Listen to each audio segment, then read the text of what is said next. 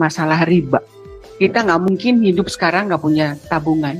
Dan simpanan itu kalau kita kaitan ada jasa. Jasa perbankan itu untuk bayar gaji, untuk investasi, untuk perkembangan operasional, dan lain sebagainya. Dan sekarang kita hidup itu di e-commerce. Nggak mungkin nggak ada kaitan dengan perbankan. Kemudian kaitannya dengan kegiatan dari semua pemerintah. Itu uangnya dari pinjam. Yang saya pertanyakan, bagaimana kaitannya jasa yang kita gunakan? Itu kan pasti ada kaitannya riba. Kemudian saya jadi gamang. Orang yang namanya lagi belajar, Pak.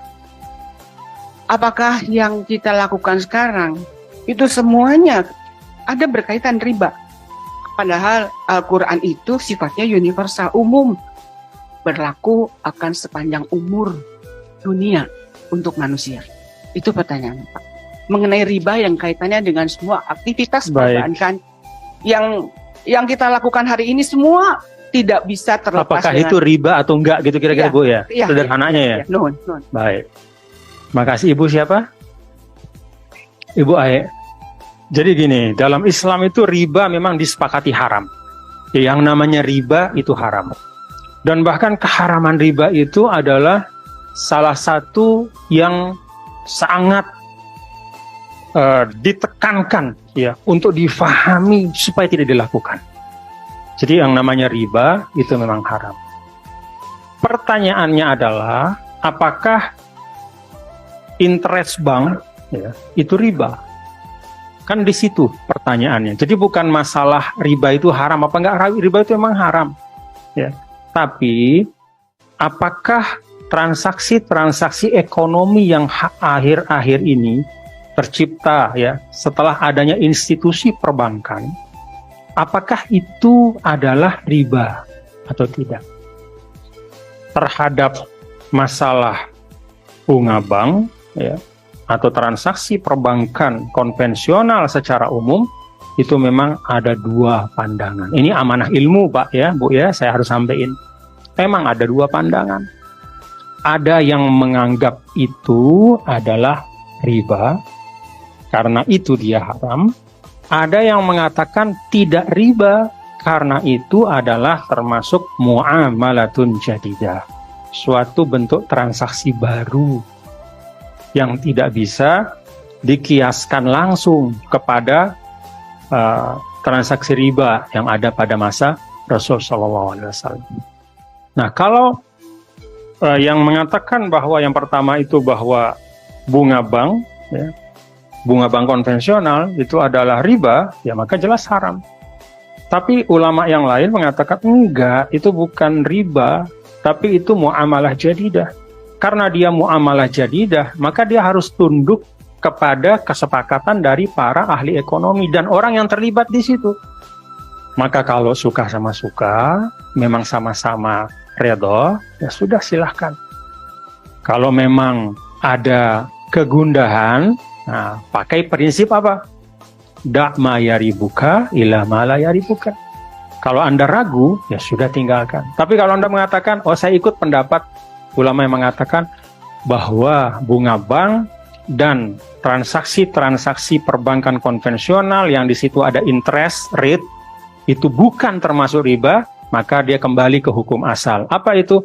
Al-hukmu fil asya, al-aslu fil asya al-ibahah. Hukum asal dari segala sesuatu di dunia adalah boleh, kecuali ada dalil yang mengharamkan. Jadi ada dua pendapat, ini amanah ilmu ya, Bu. Ibu mau ikut yang mana terserah. Masing-masing itu ada landasannya. Dan tidak boleh kemudian yang mengatakan haram kemudian mencerca ya, kemudian menganggap bahwa wah ini udah kurang Islamnya, nggak boleh. Ya. Demikian juga kalau yang mengatakan boleh itu nggak boleh juga bilang itu yang haramkan atau misalnya perbankan Islam itu kayak mengada-ngada, enggak juga. Semuanya ada landasannya. Pertanyaannya adalah kok ruang beda itu kok ada? Ya itulah muamalah. Itulah muamalah. Jadi Bapak Ibu, ini ilustrasi ya. Ada seorang guru dulu, namanya Imam Abdul Wahab Sya'rani. Dia mengarang buku yang di situ memuat tentang perbedaan pandangan hukum. Lalu dia mengatakan apa? Semua perbedaan pandangan hukum ini menunjukkan universalitas Islam. Jadi kalau ada, mohon maaf nih ya Bapak Ibu, misalnya urusan makan minum nih ya. Kan kalau kita ular haram apa halal? Hah? Ular haram apa halal? Enggak, nih saya tanya nih, ular haram apa halal? Ular, kalajengking, haram apa halal? Enggak, ini saya tanya ibu nih. Bu, kok ibu jadi ragu nih? Ular haram apa halal? Ada yang pernah makan ular nggak? Hah? Kan kalau, enggak, bukan pengobatan deh Bu, ini hukum asalnya nih. Halal apa haram? Kalau kita belajar hukum, kita kan di Indonesia ini rata-rata mazhab Syafi'i kan? Ya memang cocok mazhab Syafi'i buat kita. Lalu kita mengatakan apa? Ular itu haram. Iya, oke. Tapi ada mazhab lain yang juga itu kredibel. Ya. Misalnya mazhab Maliki. Dia mengatakan, enggak, ular itu halal. Asal disembelih dengan sembelihan yang benar. Bismillahirrahmanirrahim. Tapi jangan dicoba lah. Nah, kenapa pertanyaannya? Ya. Tikus halal apa haram? Enggak, ini nanya aja nih Bu. Halal apa haram? Ada yang menghalalkan, mazhab Maliki juga. Asal disembelih dengan benar gitu. Pertanyaannya, kok ada yang menghalalkan gitu ya? Ya dia punya dalil juga, ya. Dia punya dalil. Utamanya adalah karena dalam Al-Quran itu kan memang ada pembatasan dari Allah. Yang diharamkan adalah lahma khinzirin, ya, adalah daging babi. Ya. Kemudian daman masfuhan, darah yang mengalir. Ya. Kemudian dalam penjelasan Nabi misalnya segala macam bangkai, ya, kecuali bangkai dari bangkai laut sama al-jarad. Apa jarad itu ya? Belalang ya.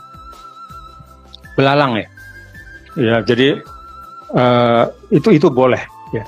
Nah, nggak ada disebut tentang ular, nggak ada, ya. Tentang tikus nggak ada gitu. Jadi ada perbedaan pendapat. Nah, kenapa perbedaan pendapat ini ada? Karena memang universalitas Islam. Konkretnya apa? Umat Islam itu bukan hanya di Indonesia, Bapak Ibu, di mana sumber protein hewani itu beragam. Kita punya banyak sapi, kambing, ayam, sehingga kita nggak perlu makan ular. Tapi ada umat Islam yang tinggal di Sahara, di Afrika sana, di Nigeria, nggak ada ayam di situ Bu. Yang ada itu ular gurun, yang ada itu tikus-tikus gurun, hewan-hewan gurun. Yang kalau menurut mazhab Syafi'i haram, tapi menurut mazhab mereka itu halal. Kalau nggak dihalalkan, nggak ada sumber protein hewani mereka. Karena itu di dalam hal-hal yang sifatnya bukan pokok, ya, termasuk diantaranya masalah macam-macam makanan yang halal atau haram.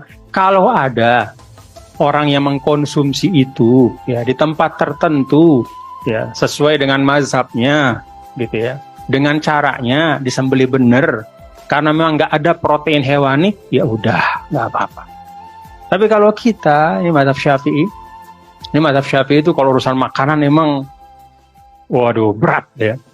Pokoknya bukan hanya yang disebutkan dalam nas, tapi kullu ma yustaqbahu wa yustaqdaru, segala sesuatu yang menjijikkan gitu. Jadi kalau kita udah merasa jijik, udah tinggalin aja gitu. Tapi ada sekali lagi saudara-saudara kita yang tinggal di tempat lain.